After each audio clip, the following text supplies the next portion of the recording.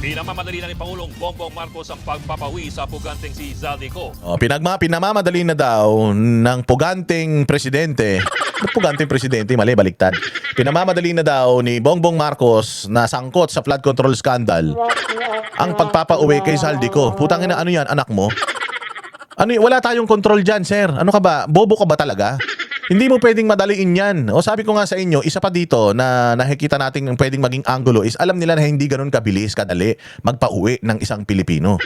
O magpauwi ng isang nahuli sa ibang bansa. Napakahirap na proseso niyan. Makapagsalita naman to si Bongbong, akala mo Amerika siya. Akala mo siya ay sobrang lakas. Na kaya na lang niya mag-demand ng ganun-ganun na lang. Hindi po yan ganyan. This might take years para makauwi. Bakit? Bigay na lang natin dito kay Arnie Teves. Si Arnie Teves bago mapauwi yun dito, umabot halos ng 1 taon. Halos 1 taon umabot yun kasi nga may mga asylum may nagre-request sila ng asylum hindi ba? Si Arnie Teves nga pinauwi nga yun dito illegal pa eh. Kasi meron siyang nagsisik siya ng asylum diyan sa Timor Leste.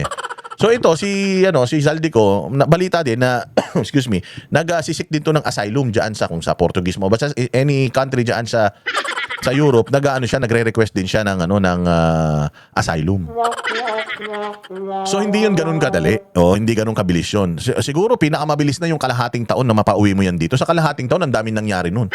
Alam mo, anong buwan na ngayon dyan? March, April, May. May na ngayon, di ba? May na ba? Hindi pa, April, 4 na. So 6 months from now, ano na yun? Magto-2027 na. 6 months from now, ano na yan? November na. Or October na, hindi ba? So, ano na yun? Marami nang nangyari sa mga panahon na yun. Baka nga nakalimutan na ito si Zaldico sa mga panahon na yun eh. So, hindi yan ganun kabilis na mapauwi itong mamang ito kasi dadaan yan sa extradition procedure, dadaan yan sa kung ano-ano pang mga proseso.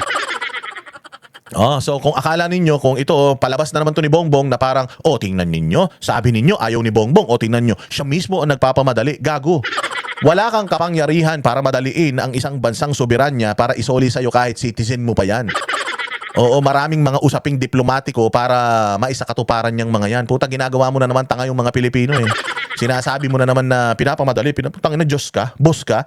Kung ako yung ng Prague, putang ina, sino nagpapamadali sa akin? Yung adik na presidente ng Pilipinas, di umano? Sabi ng kapatid mo yun adik ka. Yun ang sabi ng kapatid mo, hindi ko sinabi yun hindi ka pa naman nagpapadrug test, kaya hindi pa natin pwedeng sabihin na hindi ka adik.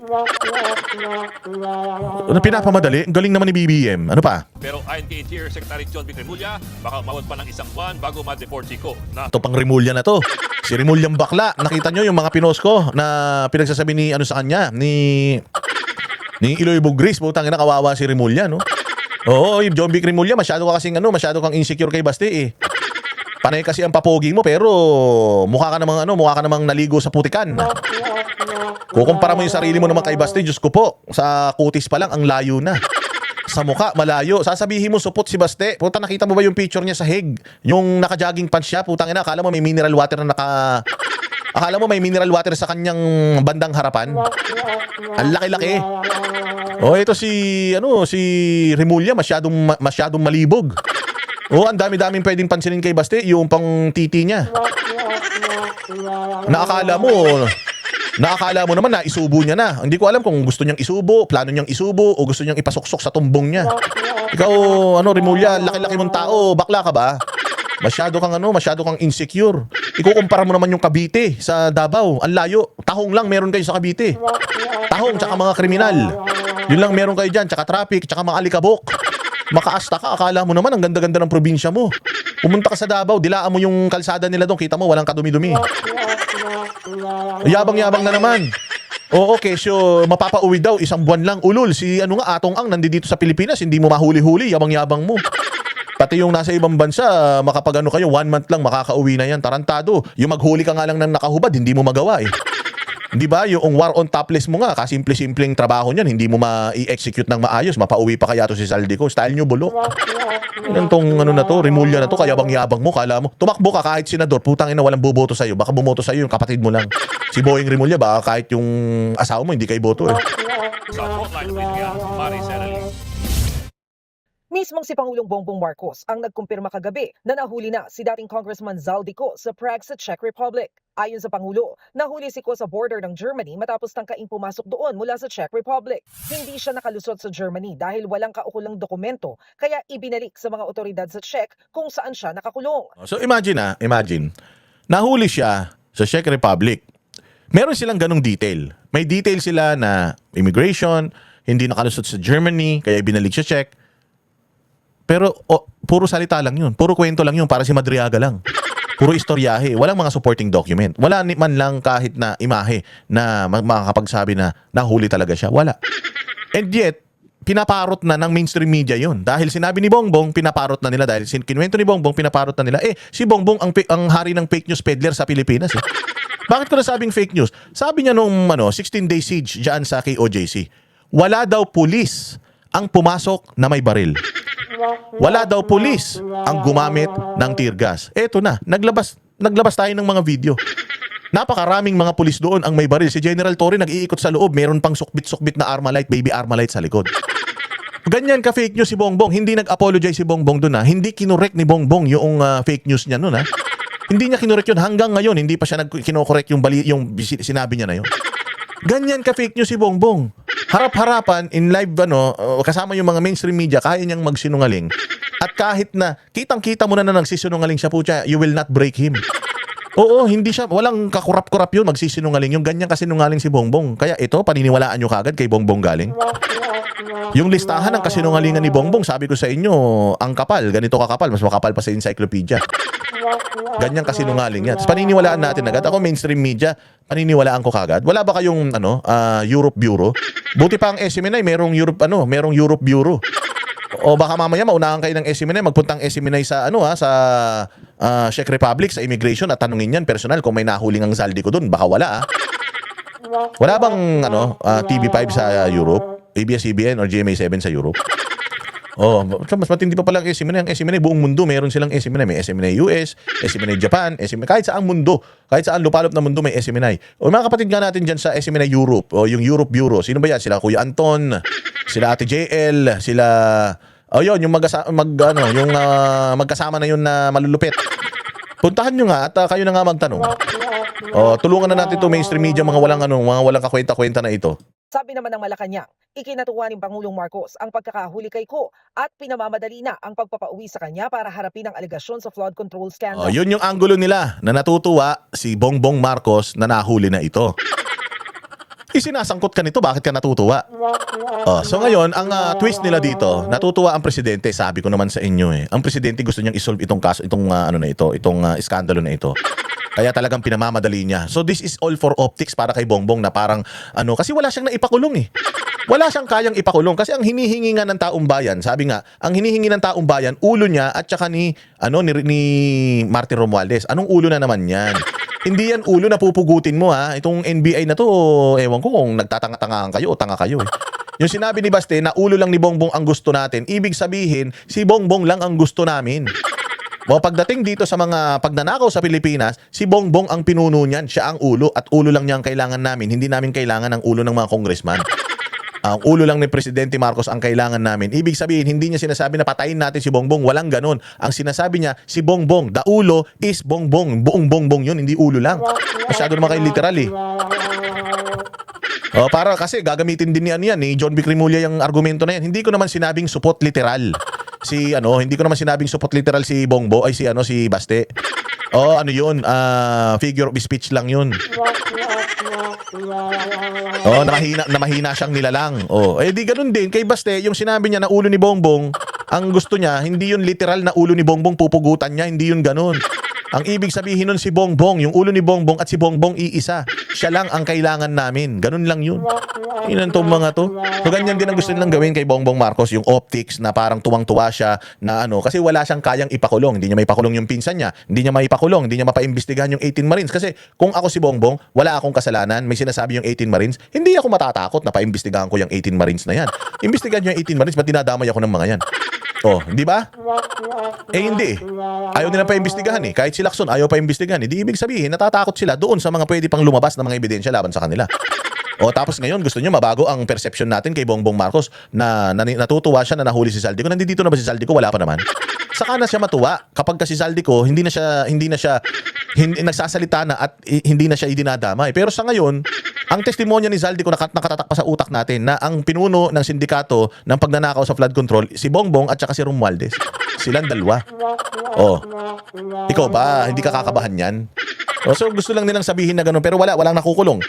Wala pang mga nakakulong. Sino nakakulong ngayon? Si Senator Bong Revilla nakakulong. Si Senator Bong Revilla nakakulong. May kaso kay Villanueva, may kaso kay Chis Escudero.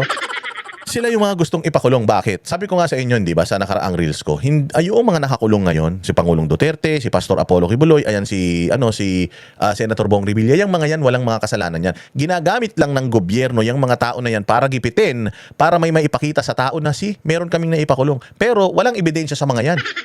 Walang ebidensya sa mga yan kasi itong mga naglalabas ng mga ngayon ng mga ebidensya sa mga iskandalo, wala sa mga taong nakakulong na ito, wala silang sinasabi na involved ang mga ito. Ang involved yung mga nasa labas.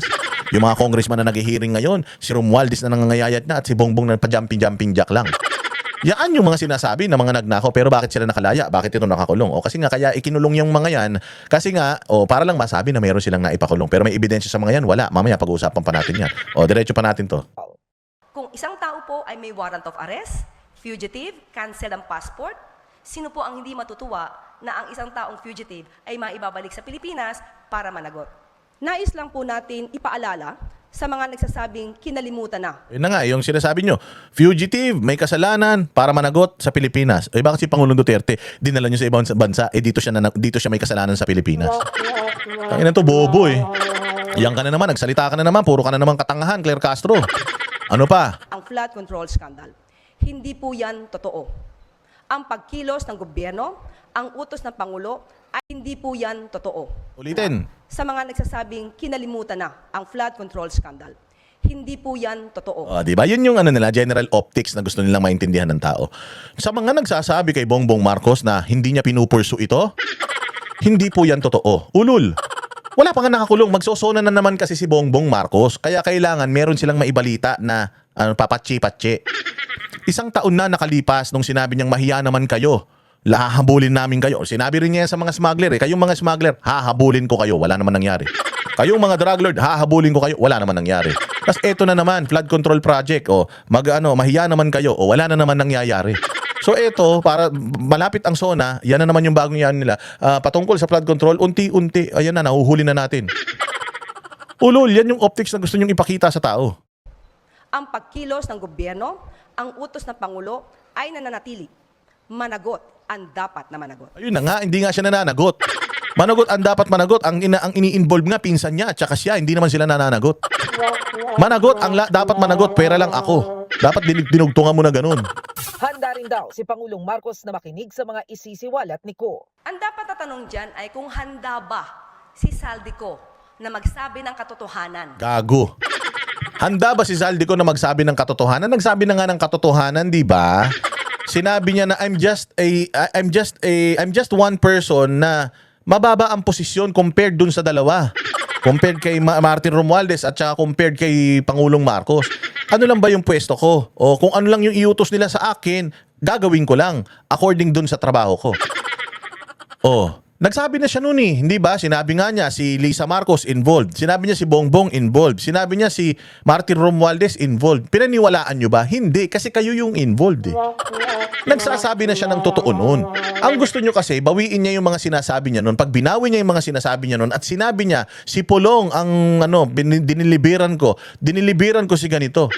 Kung sinabi niya na ganun, sigurado ako kakampi niyo yan. But dahil nga ang sinasabi niya, ang ulo ng kawatan, si Bongbong, si Lisa, at saka yan si Martin Romualdez, ayan, pati si Sandro Marcos, isang isang pamilya nga yan ng mga magnanakaw sa Pilipinas eh. Sinabi na yan ni Zaldico eh, umamin na si Zaldico. Ano pang gusto mong aminin niya? Umamin na siya, hindi naman kayo naniniwala. Maniniwala lang kayo kasi Zaldico kapag hindi na kanya kayo dinamay. Kaya pag ito nahuli si Zaldico at bumaliktad ito, alam na this. Pag ito si Zaldico, hindi na namatay ito, alam na this. Either way mga bossing, mamatay ito o bumaliktad ito, kung makauwi ito dito, bumaliktad ng testimonyo na, alam na natin na na-pressure nitong mga ulul na ito. Yung mga kasama niya sa sindikato, na-pressure siya. Kung ayaw mong bumaliktad, dedo ka na lang. Because hindi makakapagsalita ang patay. Kaya ngayon ang sinasabi ko na Zaldico, bobo ka kasi. Tanga ka, binigyan ka na namin ng pagkakataon. Naniwala na sa'yo ang tao, ikaw ang pinakasatanas sa Pilipinas, kasama ng dalawang magpinsan na yan.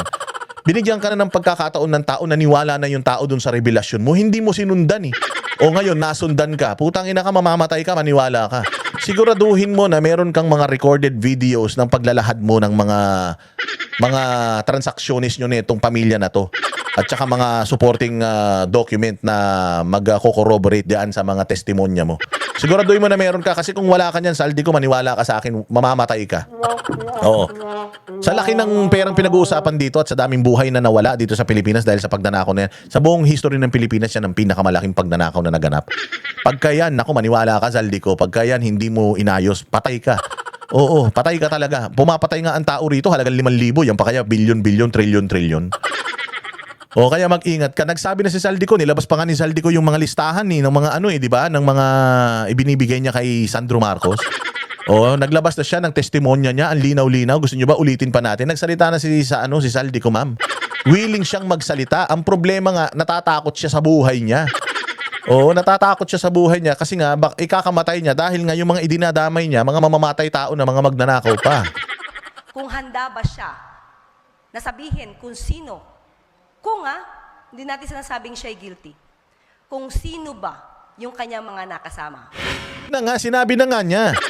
Ang amo niya si Bongbong at saka si Romualdez. Tanga ka ba, Claire Castro? Bingi ka? Selective na naman yan? Selective listening, selective hearing na naman yan? O eto, yung bakla, supot, na taga Cavite, may sasabihin na naman. Sa panayam ng Good Morning Kapatid kay Interior Secretary John Vic Remulla, sinabi niyang ang Department of Foreign Affairs ang namamahala sa deportation ng dating kongresista na posibleng abutin daw ng 1 linggo hanggang 1 buwan. He is behind bars. Ando doon ng police attaché ng Embassy of the Philippines. O, meron daw police attaché ng Embassy of the Philippines. Bakit nga hindi kayo makapagpakita ng proof? Pakita lang kayo ng proof na meron talaga, na may nahuli talaga siya. Bilis. Hindi nyo pinapakita kaya nagdududa tao eh. Puro kayo salita na naman. Lalong-lalo na to, napakasinungaling niyan ni John Vic Remulla. Lahat ng sinasabi niyan, puro kasinungaling, puro kayabangan na. O ang hilig pa mag-turtleneck, akala mo, pinaglihi ka ba sa zebra, sa giraffe? Mahaba, ang haba ng liig eh. Lagi naka-turtleneck, putang ina, akala mo lamig-lamig sa Pilipinas. Tumigil ka nga, style mo bulok. His the request for his extradition because of unwanted alien. Yes. Kasi wala siyang travel document. That is the angle they're pursuing. Ano ba din nga? Kasi siya? Unwanted alien? Kasi, puchong nung tubading. Kasi, pabright ang pucha. July 2025 nang mag-leave of absence ang dating kongresista para magpagamot daw sa Amerika. Binigyan siya ng Kamara ng ultimatum na umuwi pero hindi ito sinunod niko hanggang sa magbitiw bilang Ako Bicol Party List Representative noong Setyembre. Nasa Paris, France daw siya nung buwan na yan. Nobyembre nang makita si Ko sa Japan ayon sa DILG. May ilang report din na nagsasabi Diba labo? Nagpunta siya Singapore, nagpunta Japan, nagpunta Paris. Paano walang travel document yan? Buti sana kung first time umalis ng tao na yan. Tapos naiwan niya, nalaglag niya or whatsoever. Pero well-traveled ito. This person is a billionaire. This person owns fleets of air assets. Putsang ina, alam nito yung mga immigration laws. Mambabatas pa ito. Paano magta-travel ito ng walang travel document? Isa pa, nahuli siya sa Schengen country. Ang luwag-luwag ng immigration dyan. Lalo na pag nasa loob ka na ng Europe. Maintindihan ko kung medyo mahigpit sa Japan, doon siya nahuli, sa Singapore, pero kung mahuli ka, galing ka sa isang Schengen country, lilipat ka na isang Schengen country, mahuhuli ka? Medyo, sabi ko nga sa inyo, hindi lahat ng tao nakarating ng Europe, kaya siguro pwedeng maniwala sila. Pero ako, I've been to Europe, may mga kakilala tayo na nasa Europe. So, alam natin yung sistema doon. Kaya ako pinapaliwanag sa inyo. Diyan, katulad yan, sa Netherlands, magbibisikleta ka lang, makakatawid ka na papunta ng Germany. As in, ganun, magkakadikit yung mga bansa na yan. Kaya nga nag-usap-usap sila na na lang tayo, isang visa na lang para sa ating lahat. Para yung tao, hindi siya kumbaga para yung turista ni Netherlands magiging turista din ni Germany, turista ni Germany magiging turista din ni Austria, turista ni Austria magiging turista ni Belgium. O ganun. So ano na yan, pag sinabi mong Europe trip, ayan yan, yung Schengen iikutin yan. Greece, kasama pa yung Greece dyan. Ganun mga bossing ang sistema diyan. Kaya dun sa mga hindi pa nakakapag-Europe, hindi po ganun kasi kahigpit ang border diyan. Noong nagpunta ako diyan, pumunta ako sa Siam na bansa, Siam. Kahit isa, wala akong immigration na dinaanan. Pumasok ako from Philippines to Netherlands. Doon lang ako dumaan ng immigration. Pagpasok ko na ng Netherlands, pumunta ako Belgium, pumunta ako Paris, pumunta ako Spain, pumunta ako ng Germany, pumunta ako ng Austria, ang daming kong mga pumunta ako Switzerland. Wala ako ni isang immigration na dinaanan na gate. Wala. Oo, kaya magtataka ka talaga dito. Sinabing nakita si Ko sa Singapore at Spain. Nitong Enero, sinabing nagpunta rin sa Sweden si Ko base sa isang notarized na petisyon sa Supreme Court. Matapos niyan, may impormasyong nagpunta rin siya sa Lisbon, Portugal. Nag-ikot din daw si Ko sa Italy at France. At saka nagtungong Czech Republic kung saan siya naaresto. Dati nang sinabi ng pamahalaan na nag-apply na ang Pilipinas ng red notice sa Interpol. Nag-apply na kami sa Interpol as of November for his red notice. Kung makuha namin yung red notice, automatically dadali na siya papunta Pilipinas. Sabi ni Remulla, oras na makabalik sa Pilipinas si Zaldico, idediretso siya sa Camp Crame para sa booking procedure. Sabi naman ng PNP, handa sila sa kustodiya ni Ko paglapag sa bansa at titiyaking susundin ang due process. Pagkatapos sa PNP, at saka siya dadalhin sa Sandigang Bayan kung saan siya kinasuhan ng ombudsman para sa graft at malversation. Fireworks na yan! Ang Pujo, fireworks na yan. Ayun na, lalaki Matsong-matso Bets are off. Di natin alam ano sasabihin niya. Wala pa But tayong at least he will be under oath sa Sandigan. He is liable. Hindi nyo alam. Alam nyo sasabihin yan. Ang sasabihin yan, sangkot yung mga amo ninyo sa pagnanakaw sa Pilipinas. Ewan ko lang kung kaya nyo ring hulihin. Di ba? O ano pa mga balita natin? Sabi ko nga sa inyo madaming madami talagang mga pakinggan natin itong Portugal Golden Visa ha. Para lang maintindihan nyo ano ba yung Golden Visa. Kasi sabi nila passport. Sabi ni Remulla, ni John Vic, may passport daw. Sabi ng Malacanang may passport daw. Totoo ba na nag-i-issue ang Portugal ng Golden Passport? Pakinggan natin. Sa wakas si dating Congressman Zaldico, pero hindi po sa paraan. Ay, ako gusto kong sabihin sa inyo na hindi ako nalulungkot dahil nahuli. Gusto ko yan mahuli. Mabuti nga na nahuli yan, magnanakaw ang hayop na yan, demonyo, satanas, tarantado yan So tama lang na mahuli yan. Ang tanong, nahuli ba talaga? O baka this is another diversion dahil nga ang Malacanang ganyan mahilig sa diversion. Yung diverticulitis, yung colon cancer, diversion yan. Yung hindi niya paglabas, biglang nag-jumping jack. Tas ngayon sa kanila na naman, anything that nanggagaling mismo sa kanila, putyang na nakatarantaduhan yan. Yun ang perception ng tao dahil inconsistent talaga yung mga yan fake news peddler talaga yung mga yan. Kaya yun yung natin, yun yung agam-agam natin dito. Hindi ba tayo masaya na huli si Zaldico? Masaya, gusto ko nga, putyang ina may patawag yan Diyan sa Senado May patawag yan para, patunayan yung mga sinasabi ng 18 Marines Mas okay yun mga bossing, gusto talagang mapauwing hayop na yan. Ang daming pineste niyan, tarantado na yan Putya si Inday Sara, binalahura ng gagong yan Yung mga Duterte, tinarantado ng ulul na yan. Kaya kailangan mauwi yan dito. Sana lang buhay na mauwi yan dito. Pwede naman mapauwi dito. Tapos magsalita siya. Madamay na yung lahat na madamay. Pag nakulong, saka nyo na patayin. Kasi gusto namin pag pinatay nyo, yung pinakamahirap na paraan. Siguro mga 5 years bago siya mamatay sa sobrang hirap. Ganun. Gusto namin talaga maunti-unti itong mga to. Wala nang karapatang mabuhay itong mga to dahil ang pineste nitong mga to, yung mga naghihirap na mga Pilipino, okay man lang kung ang pineste mo yung mayayaman, hindi yung mga naghihirap na Pilipino, yung pa yung pineste ng mga putang ina nito. Dapat mamatay talaga lahat ng ito sa paraan na pinakamahirap. Para talagang alam mo yun, habang buhay sila, hindi nila makakalimutan yung hirap na yun. Pagpunta nila sa impyerno, pahihirapan pa sila doon.